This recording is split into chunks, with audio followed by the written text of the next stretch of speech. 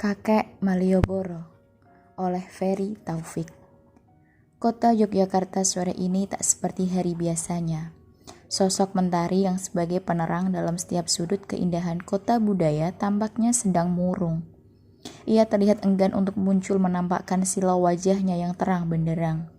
Entah mengapa dengan hari ini, sehingga dalam benakku yang ada hanyalah prasangka buruk terhadapnya.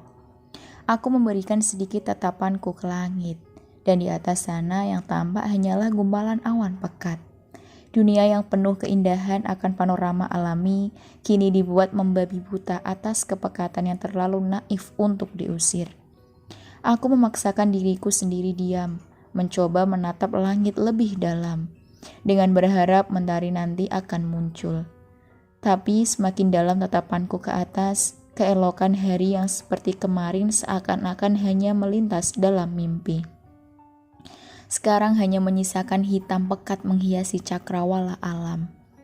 Sekali lagi aku ingin menyapa lewat doa dan harapan, agar mentari mengerti apa yang aku nanti. Aku hanya menginginkan hari tetap seperti kemarin. Tapi sayang, itu semua memang benar-benar hanya sebuah harapan yang tak kunjung terkabul. Tampaknya memang benar, hari ini akan bergulat dengan hujan lebat. Pikiranku berfirasat sedemikian rupa. Akan ada angin besar dan air dari langit menghantam semua semak-semak yang haus sebab kemarau panjang. Aku mencoba mengalihkan tatapan tajam mataku ke lain arah. Dari sudut gelap sepanjang jalan Malioboro, tampak sosok kakek tua renta sedang menahan beban kehidupan. Dengan segala kebisingan yang mengusik kota seniman, kakek tua tetap mempertahankan senyuman tipis dalam bibirnya. Beban itu sungguh terasa, yang diayun bukan sekedar mengayun becak saja, tapi manusia-manusia tak tahu diri menuntutnya untuk kuat menikmati takdir. Ia terlihat cukup tegar, raut wajah yang mulai keriput, tatapan mata yang menciut, seakan-akan telah membuktikan segalanya. Ia berjuang dengan sepenuh tenaga atas dasar berjihad menafkahi raganya. Ia tampak memanjakan dirinya sendiri dengan menoleh ke sana kemari dengan tatapan kuat. Tapi yang jelas ia bukan remaja lagi. Usia senja telah menyapa lewat uban di kepalanya yang sudah lebat. Mungkin hanya aku saja yang memanggilnya dengan sebutan kakek Malioboro. Karena aku tahu hidupnya yang selalu berada di jalan Malioboro. Ia sering bersandar di bawah pohon beringin ketika tidak ada orang yang minta diantar becaknya. Kemarin aku lihat ia duduk di bawah pohon itu dengan matanya melihat ke atas langit. Entah apa yang dipikirkan, mungkin barangkali meratapi nasib yang tak semujur orang di luar sana. Aku bukan tak sengaja tahu, tapi aku memang benar-benar tahu dengan setiap langkahnya. Aku selalu mencoba mengamati lewat telanjang mataku. Kalaupun ia tidak ada di bawah pohon itu, selalu saja mulutku bertanya dengan salah satu orang yang ada di sekitar pohon yang aku maksud tadi. Mungkin aku terlalu mengagumi si kakek tua pengayun becak, selayak diriku tak asing melihat wajahnya. Aku pernah bertemu dan mengenal ia, tapi kapan dan bagaimana alur ceritanya aku pun tak tahu.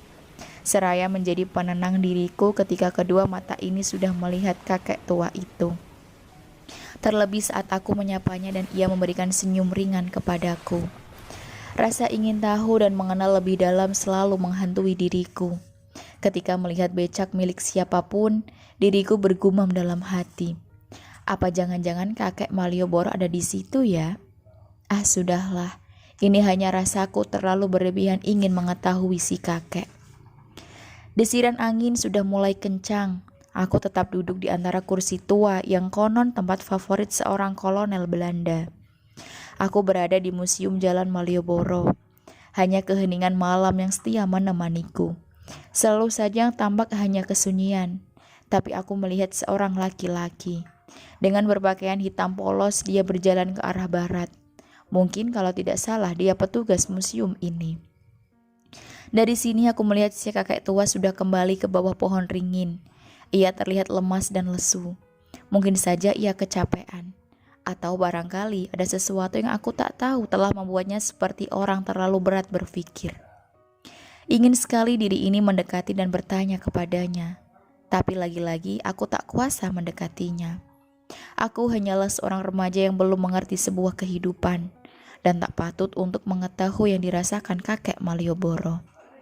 Entahlah, aku tak mau berpikir terlalu berat, karena aku tahu itu semua bukan masalahku. Dan aku pastinya tak punya hak untuk membicarakan panjang lebar tentang rasa penasaranku terhadap kakek tua itu. Biarlah aku saja memanggil beliau dengan sebutan kakek Malioboro. Tentunya buku yang selalu menemaniku dimanapun berada akan terisi penuh celoteh rasa ini yang merindukan si kakek Malioboro. Akan kujadikan catatan kecil bahwa aku benar-benar menemukan jiwa kakekku yang sudah meninggal 7 tahun yang lalu di Malioboro. Hari demi hari terlewati, aku sudah tak menemuinya lagi. Apa jangan-jangan ia sudah dimakan usia? Jangan berburuk sangka dulu. Pikirku mulai morat-marit tak aturan. Sebab belum lega juga kalau aku sendiri belum tahu keadaan kakek tua itu.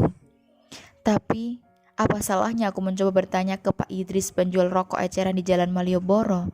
Mungkin ia tahu di mana kakek Malioboro sekarang tinggal. Bapak tahu nggak kakek tua yang biasa bersandar di bahan pohon ringin biasanya?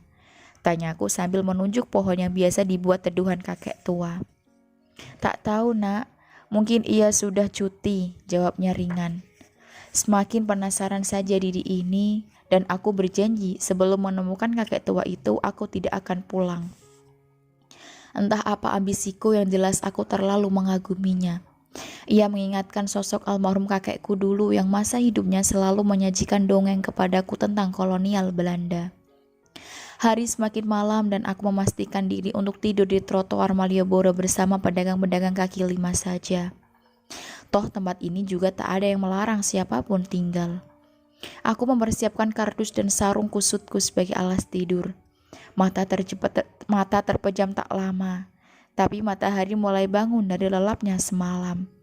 Apa jangan-jangan tidurku hanya beberapa menit saja, dan sekarang sudah pagi yang melewati subuh. Mataku masih terpejam tanpa sengaja, tangan sudah mulai meraba benda-benda di sekitar. Ada selipat kertas kasar yang masih tercium aroma tinta. Aku mulai membuka mata perlahan-lahan dan mencoba melihat benda itu. Bagian cover tampak foto orang tua terlentang di bawah becak. Siapa gerangan? Batinku. Aku baca perlahan-lahan koran itu. Tampak tulisan Minggu pagi 14 Mei 2012 pukul 23.59 WIB. Ditemukan kakek tua yang berinisial Romo Kiai Tanding, usia 79 tahun, dikenal juga kakek tua penyair jalanan Yogyakarta, meninggal dunia di Jalan Malioboro di bawah pohon ringin. Seketika itu pula tiba-tiba air mataku menetes dan bajiri tulisan yang belum selesai aku baca. Aku melihat ke atas, disaksikan seluruh alam dan hatiku bergumam. Tuhan, berikanlah aku petunjukku tentang arti cerita ini.